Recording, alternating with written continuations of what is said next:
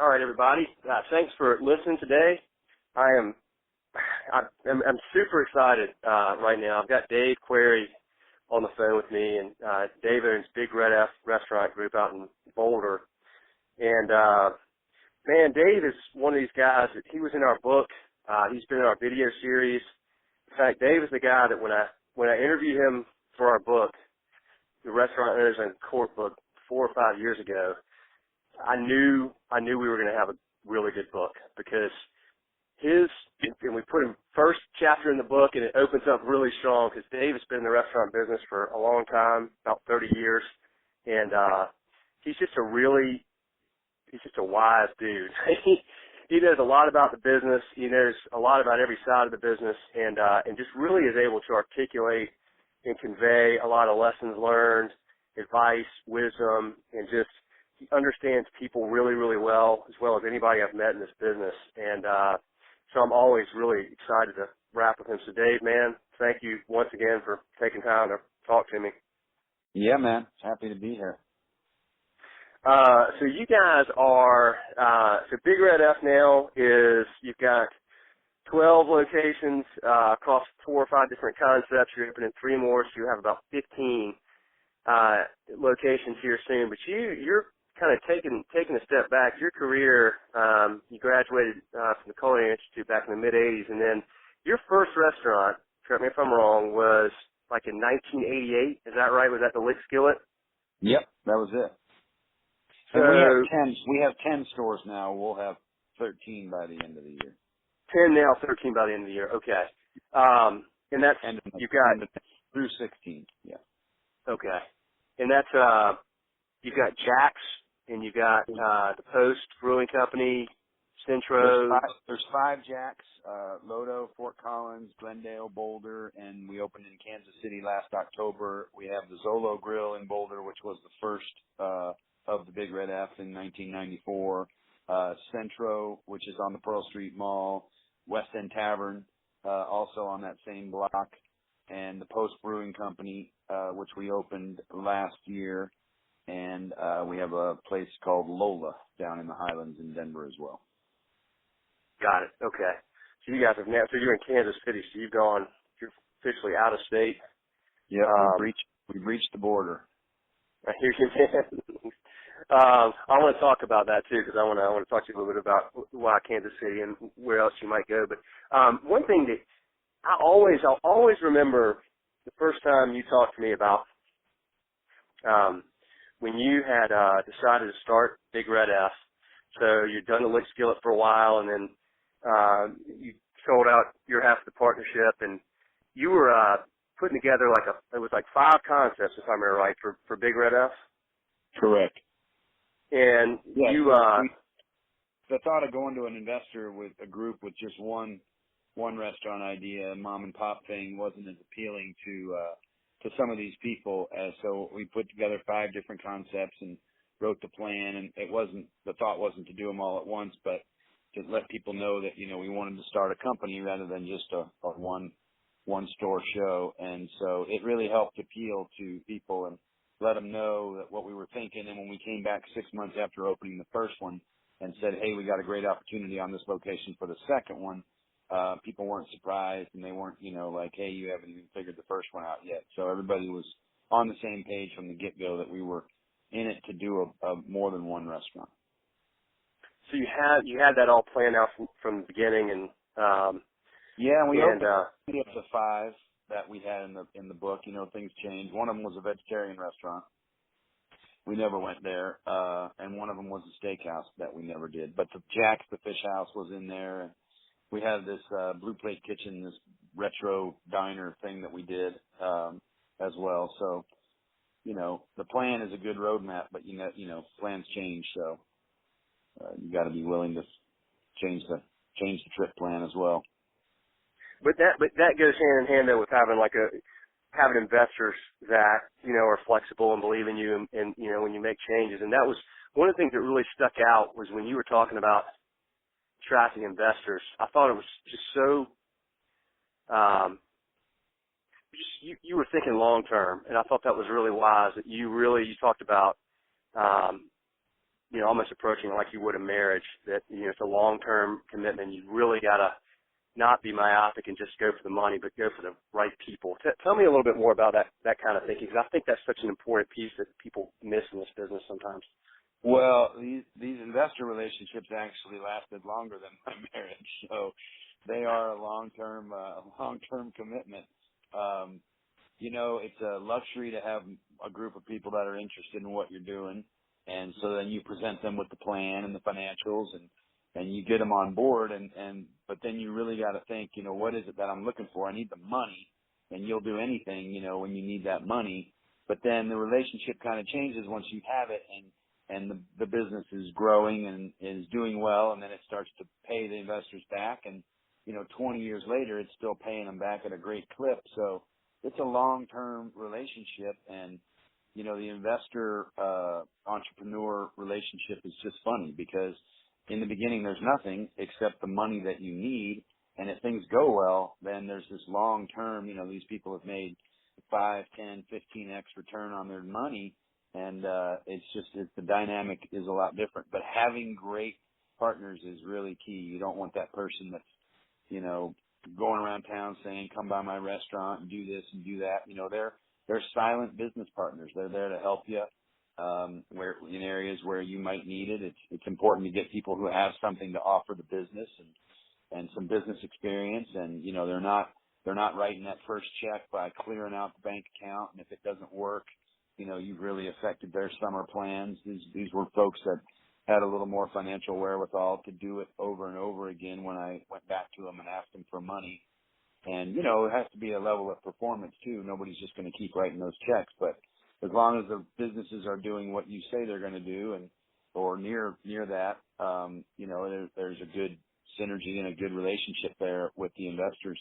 But it's important that you really like these people, because you're going to be in business with them for a long time. And business, money makes people weird sometimes, and how it's handled, and there calls into question the honesty, and the average entrepreneur is given just a ton of leeway to run a business as he or she may seem fit, and you got to have a lot of transparency and a lot of communication and a lot of reports and a lot of dialogue back and forth between the investors, and be real honest when things aren't going well, and tell them that, and not just sugarcoat it and say, oh my gosh, we're going to do so much better next year than this year. This year sucked, and here's why, and here's what we learned, and here's what we're going to do differently next year. Business, like life, it isn't always rainbows and puppy dogs. So you got to be straight with your investor group, and build that trust. If they think you're just hoodwinking them all the time, they're not really going to trust. Great means great, 'cause sometimes great doesn't always mean great. Yeah, man. Now, did you, when you were talking to investors, how many did you roughly, how many did you talk to, and how many did you wind up we wanted having? 5, and we Okay. had a group of 10 that were interested, and so we had to actually, we had the luxury of picking and choosing people we really thought would be great long-term partners. And if anybody's listening in that original group, it wasn't that personal, but we picked the right people that we felt were a good match for the long-term connectivity to the restaurants. That they were more mature. They all worked. None of them were just fat cats, sitting on the beach writing checks. To this day, all of my partners, and they're in their 70s, some of them, working hard. They own businesses, and they're in business, and they get what being in business is. So there was no misconceptions about how it should go. Everybody is a small business or corporate business participant, so everybody was on the same page as far as working hard and what that means. So it was great, and having the luxury of being able to pick and choose who you wanted and who you thought would be a best longtime business partner was a real privilege. And this was back in mid 90s, right? Yeah, 90, 93, 94. And the same group, they're all have participated in all the restaurants, and I don't see any reason why they wouldn't continue to move forward. It's going real well, and there's a lot of good friendships, and And, these are now 20-year friendships that were started on a business relationship that evolved into friendships. It's pretty rare that, usually it's the other way around. So it's been great. Yeah, that's really special, and I mean that goes to show that you did all those things that you listed very well. Great communication, honesty, transparency. I'm sure that your agreement works well for them, so it's like a nice, annuity for them, really, isn't it? Yeah, I kept it, folks. The way we did it, regardless of how much money we were raising, we always gave the partners 90% up front, and we would take 10.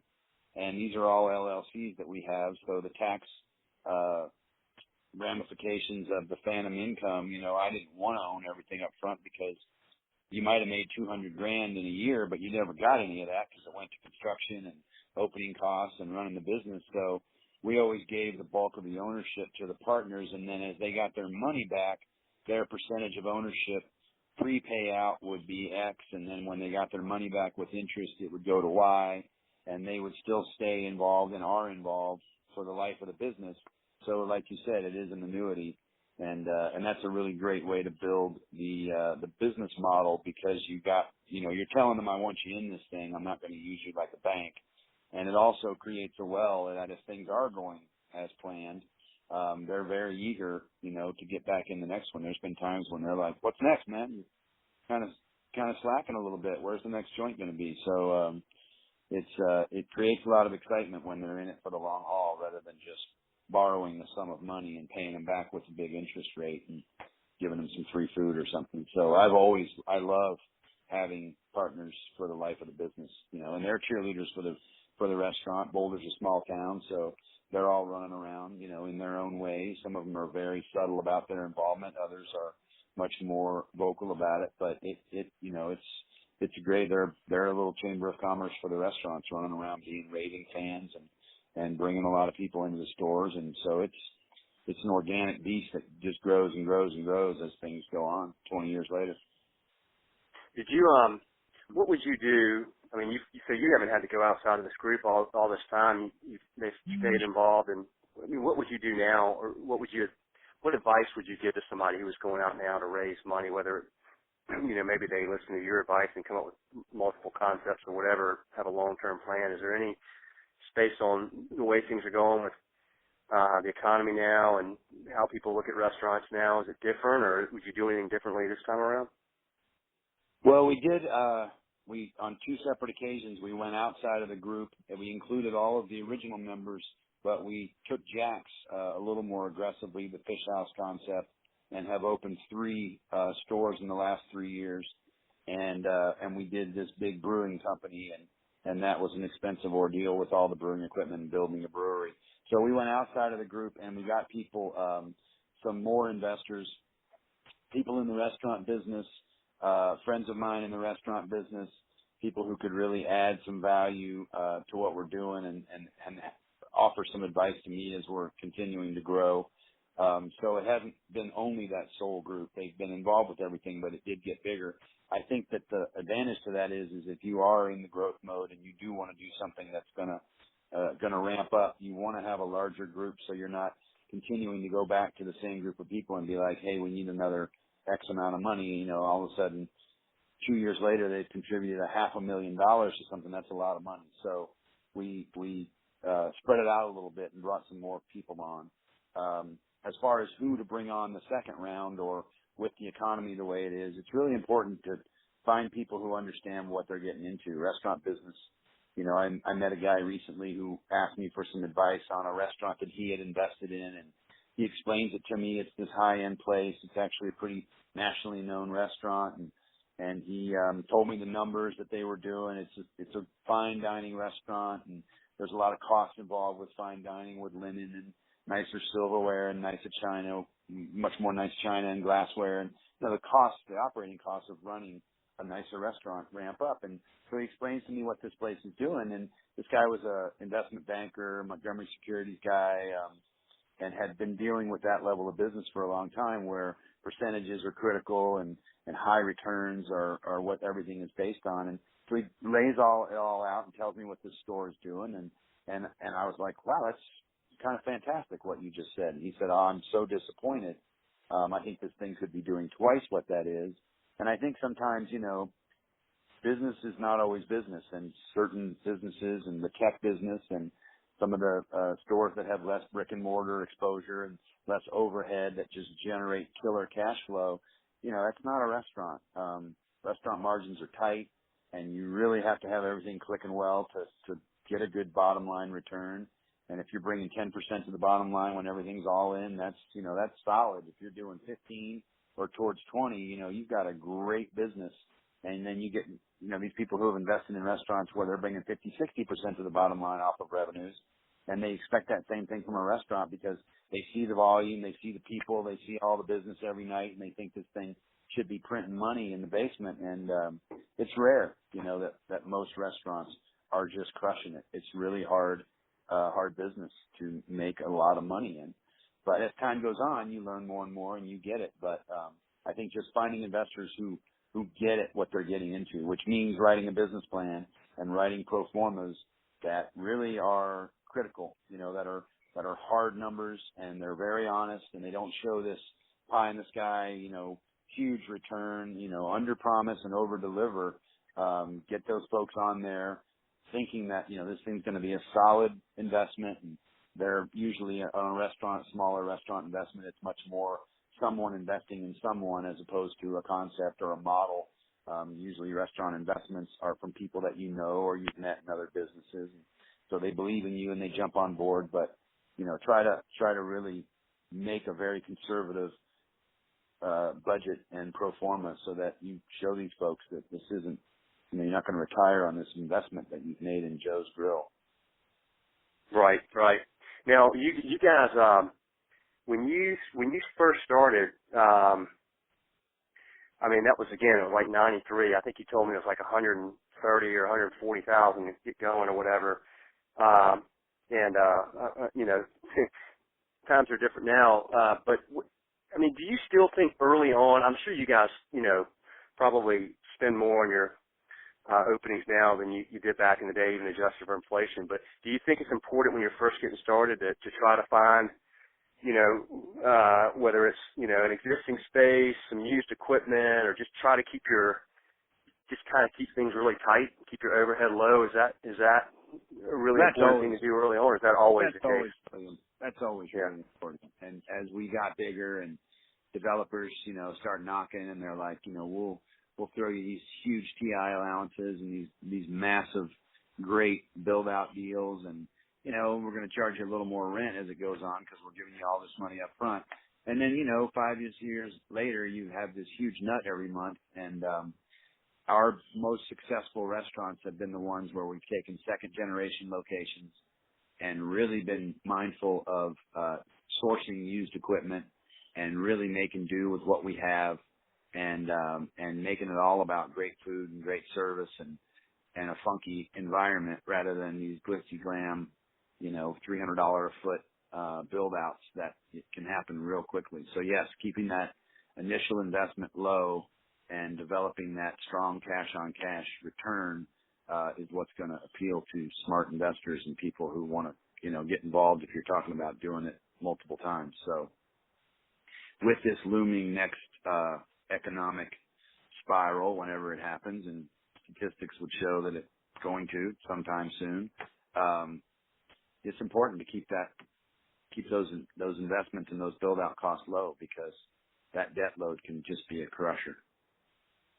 Yeah, you told me when we came out to film for the video series a couple of years ago, I remember you telling me that 18 years in, you still do a gut check every day, and you never know when this thing just might not work anymore. So do you think that's really important to stay grounded, keep your head down, and just never assume success? Well, you gotta, and an 18-year-old restaurant or a 20-year-old restaurant, if you've got a customer that just comes to you twice a year, there's 50 visits. There's 40 or 50 visits just twice a year. If you got a customer that comes every month, which, some people love to come in once a month, there's 120, 240 visits to a single restaurant. I've never been to the same restaurant 240 times, and so as those, and we've got customers that come in, hundreds and hundreds and hundreds that come in every week and have for 20 years. And so they've been in there thousands of times. And the second you stop, doing that gut check and making sure the art is floating on the walls and staying current and the front door looks well maintained and, all the lights are burning bright and that the menus don't look torn and trashed and the corners of the high traffic areas aren't all beat and nicked up. I mean, these folks are in there for their first time or their thousandth time, and they expect you to be paying attention because they're spending their money with you. And when a place looks old and tired and run down, it feels that way. The staff feels it, the customers feel it, and the food reflects it. And so, it's critical to do that gut check, as though today was the most important day. And if you don't figure it out today, then you're going to see the downslide of that next week and next month and next year. And all of a sudden you're doing 5, 6, 8, 10% less this year than you were last year. And you're like, I wonder what we were doing this time last year that has created this situation this year that we're now off in our sales. There's 5 new restaurants in the neighborhood. That's going to do it. There's 3 rooftop patios that have great city views and we don't have a patio. So that's going to do it. There's all kinds of things. New is $1 million word, but restaurants can stay around for a long time and be very vital and very relevant. But you've really got to, as you get older, just like in life, pay attention to everything because, it's not as easy to make things as fluid as they once were the older you get, the older your business gets. So, yeah, every day, man, act like it's the most important day. And you clearly have to have really good people around you to think that way, too, because when you had 5 restaurants or whatever right there on, in the same sort of small area in Boulder, you're probably personally involved all the time. But now you're outside of Boulder, you're in Denver, you're now in Kansas City. So talk a little bit about how, that growth has changed things for you and then how you're finding people that have the same mentality you just expressed. Well, that's the $1 million challenge, as you get 1 store to 2 or 2 to 10 is having everybody on the same page with what's important and what we're all paying attention to. So it's just the same expression of making it relevant and making it important and talking about it all the time. And it's part of our values and it's part of what we do and it's how we continue to be successful. And so everybody starts drinking that Kool-Aid and it becomes just as important to them as it is to me. And in some cases they take it to the next level because they realize it and they get it. And so that's how it happens. When you don't have that culture and you don't have that mentality on your senior staff, you'll hit the wall quickly because, there's times where I won't get into a store for a month, when we're opening a new store or that time being in Kansas City and all the Boulder stores were going on. And so I don't know all the employees' names, first names, like I used to know everybody's first name. And so this person doesn't really get trained in the way that speaks of that culture and, that when you are an employee and you use the bathroom during a shift, that you're the janitor for that moment when you're in the bathroom. Every single time you go into the bathroom, your sole purpose is there to use the bathroom and then to wash your hands, but you're also pushing the towels down into the trash can and you're making sure that there's nothing on the floor and you're wiping around the vanity area. And if there's a splash on the mirror, you're taking care of that. Like, every single time a service employee is anywhere in the public spot, you're looking with those kind of eyes that, what's the customer seeing? And if that message isn't being repeated over and over again, it's one thing to try and train 5 people to do that and, and then get those 5 teaching all the GMs and the AGMs and the chefs and the sous chefs. Now you're talking about 40 people and then all the other employees. We have, over 800 employees. So getting that message out to everybody that has that intensity to try and keep your eyes open and pay attention to those things, it's really hard. It's very doable. I think there's a lot of great, big, huge, I think Apple does a great job of teaching that culture and really putting that out. An experience at an Apple store is a great show in hospitality and customer service. And they're selling a computer. It's a non-edible, non-luscious, non-delicious thing, although I think that those products are pretty cool. But, man, they do a great job, as a lot of companies do in America, at expressing that importance all the way down to the frontline employees.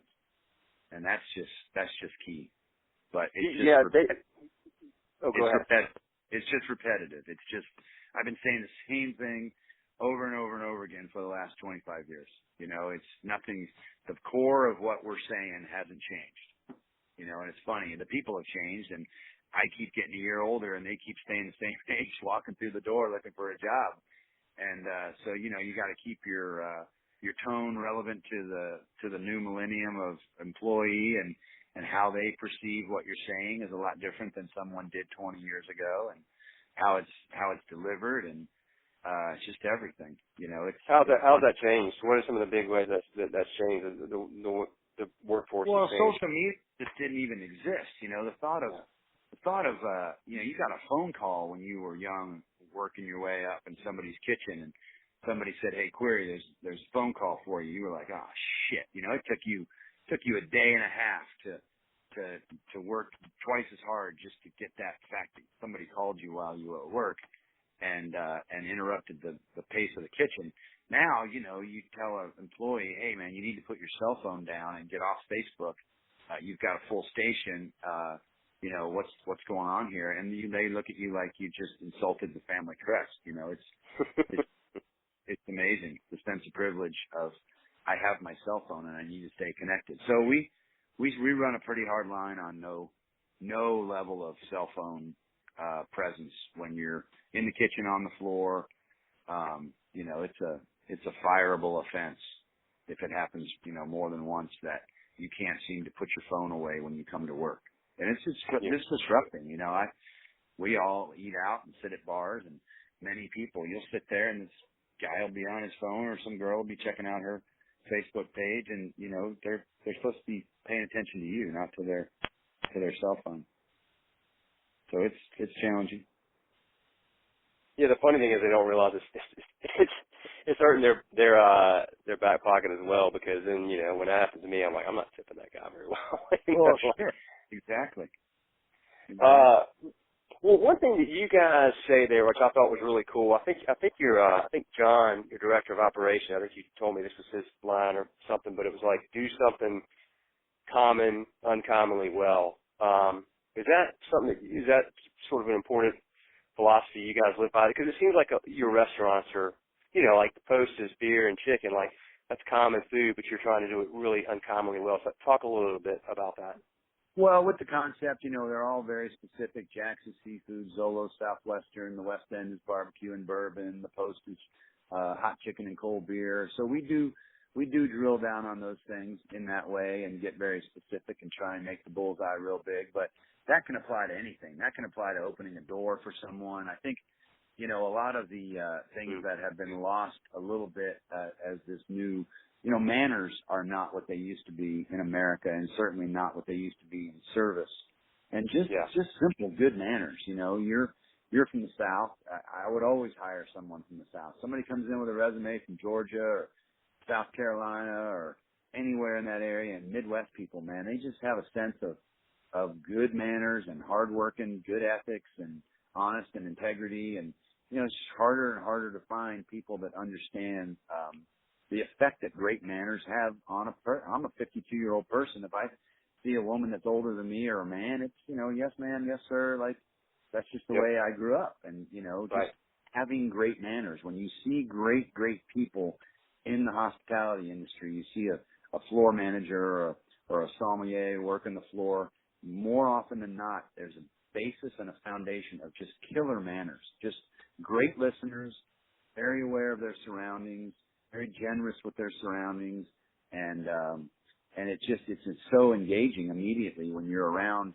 someone, not just in the restaurant business, but anywhere, at a tire shop or an Apple store or anywhere, and they have great manners. It is so noticeable immediately and so infectious to everyone else around them, and that's harder and harder to come by. But doing common things uncommonly well is just simple good business instruction. You know, take every task and master it, you know. If it's cleaning a bottle of ketchup for the next customer, do a perfect job, you know, because if you're going to put the effort out to do it, why not do it as well as you possibly could? So Well, you know, I think, Dave, man, the thing about manners and it's really some of this seems to me it's like a philosophy on how you approach life. Is it about me or is it about the people around me? right, And when you have that approach of it's all about the people around me, then you know, that's just a mentality that it seems to, you know, bode well for somebody. And I think that gets into it kind of gets into something I'm always fascinated with, which is something that can happen in restaurants a lot with chefs or owners, which is the you know, you can find people that get egocentric, and we've talked about this before, but the importance of not having an ego and focusing on, you know, not on you and your success or your smarts or your brilliance in the kitchen, but really, you know, focusing all your energy on the folks around you, your employees, your customers. Talk a little bit about that and how that's an important aspect of, you know, being successful in the business. well, I think humility is the greatest single asset any successful business person can have, and Mm-hmm. how you treat your customers is important, but you're never going to get that unified approach to customer service unless you treat your employees that way. So it's as important for us to treat our employees as customers and guests, and for them to treat each other in the same way. And then if there's that underlying, you know, foundation of we're all ladies and gentlemen treating each other like ladies and gentlemen, it just carries straight over onto the guests. When you walk into a business and there's some unrest and, you know, the owner's kind of a jackass to the employees, or there's some egomaniac in the kitchen, or a GM who's just all about, you know, that title, it's so evident immediately what's going on in a business when you have that kind of dynamic. And when you see real teamwork, and when you see genuine support, you know, from a manager doing anything, you know, there's not a GM in our company that isn't the first one to grab a mop and when some little kid has, you know, gotten sick and thrown up, or there's a mess in the bathroom, or, you know, anything, you know, it's first man to the broom. And if it's me, I'll race you for it. You know, like, there's none of that ego in our business. And when we do have it, it just sticks out so awkwardly that it usually for that person doesn't last very long, because this just isn't a culture where that personality is allowed to thrive. And I think it's really important that, you know, humility is talked about, what that means and what that looks like. And it's about manners, and it's about wanting everybody to be successful, and it's about the underlying objective, which is what can we do for this group of 4 people that is getting out of their car in front, who's chosen us tonight. And there's all these other choices that, you know, are fantastic, and they chose one of our joints, and here they come, they're pulling on the door. All right, what are we going to do to be world famous, and how are we going to act in that effort, you know? So every little opportunity presents itself, and we either try to do it really, really well, uncommonly well, or we just do it at the same level of everybody else. And then we're just like everybody else. There's no reason that nothing that sets us uniquely apart from anybody else that's doing a half-assed job. Yeah, and especially, I mean, towns you're in, Boulder, and really all over in Colorado now, the culinary scene has taken off, and I mean, you're at the epicenter of it in a lot of ways. It's blowing up everywhere, and that's food scene in Kansas City. Chicago's always been on fire. New York and San Francisco continue to just go crazy. Austin, Texas, Portland, Seattle, Memphis is going wild. I mean, everywhere. You know, there's good food and good cocktails and a focus on service everywhere. So coming to town and thinking you're the shit anymore, and, you know, you're going to do it and you're going to blow everybody else out of the water, well, good luck to you. You know, if you're that good and you can do it, then more power to you. But it's a lot harder to make that impression on a guest these days than it used to be, because there's so many smart competitors, so many smart chefs and restaurant operators and owners that are out there doing it. And it's a lot harder to stand above the crowd than it used to be, for sure. Does that keep you energized, having all that competition? Yeah, energized would be one word, yeah. Yeah, I know. It's tough. You're like, damn. be nice not to have so much. But it does probably keep your creative juices flowing, I would think. And Oh yeah. Yeah. I mean, it's, good competition is good for business. And it's good for the customers because all these businesses are trying harder and harder to be better. And it's good for everybody involved with the business. It's like, hey man, we used to be one of 3. Now we're one of 12, that are really doing it at our level. So what are we yeah, going to do today to really make an impression that that we didn't do yesterday, and make that much more of a statement that we're paying attention and we're appreciative and we're humble and we're still learning and we're trying to figure it all out. Yeah, and it's only even the chain, some of the chain groups are getting smarter and smarter. There was never a time when a fast casual restaurant was setting the pace on anything.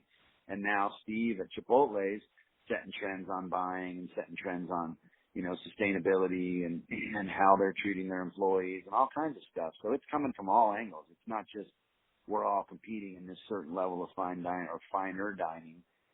It's coming from everywhere. There's smart business happening at every level right now. So it's a good time to be in business. For sure. yeah, it's a really good point. Now, all right, the last thing I want to ask you, I'm gonna let you run. I know you're real busy, but one thing you had mentioned before years ago was that you really like university towns. And I always thought when you expanded, I was like, man, Dave's going to go to Austin or Ann Arbor or wherever. So, what happened in Kansas City? Kansas City was a classic.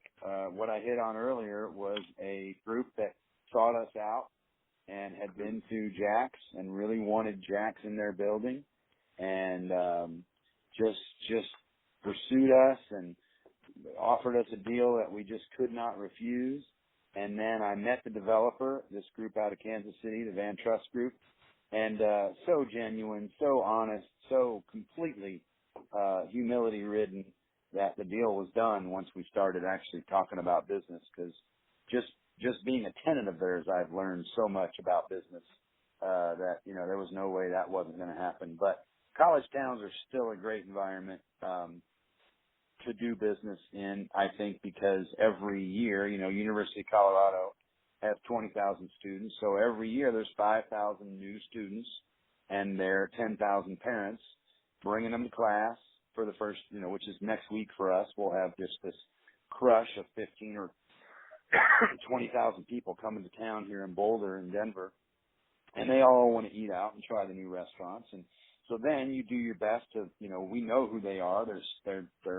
It's so funny to see parents dropping their kids off at school, and and so you go and you connect with them, and then you own them for the next 4 years because they come to town, and our management turnover is low, so chances are for the 4 years that they're in town, they're going to run into the same person that made such a great impression on them the first time, and then we get to know them by name and where they're from, and we're taking care of Junior or Susie, and we're looking after them, and sometimes employing them along the way as well, and so it's just this constant rebirthing of, depending on the size of the school, 3,000 to 8,000 new potential customers in the students, and then their 15 to 20,000 parents that are coming to drop them off and coming for Parents Weekend and coming for ball games. And there's always an alumni event. CU and most schools kind of operate like a Vatican. They're just making their own rules, and they're well funded and they're well financed, and there's just so much business that happens, that churns around a University of Michigan or a Stanford or a University of Colorado or University of Kentucky program, and all the money that filters out to the community, as a result of a successful college, and successful doesn't mean a great sports team. It means just that, just a lot of energy and entrepreneurial spirit going on, around a smart college. It's so great for business. Yeah. Good stuff, man. Dave, could listen to you talk about this shit for hours, man. I really could. I really appreciate it very much. I know anybody listening will too. And you're the man. I really just, folks, look up Big Red F. Check out the great stuff they're doing. Hopefully you can get to one of their places if you're in any of those towns. And just thank you for listening, Dave. Thanks so much for the time and just for the relationship. Really appreciate it. Yeah, well, thank you, man. All right, man. Take care. Have a good one. Talk soon. Okay, bye.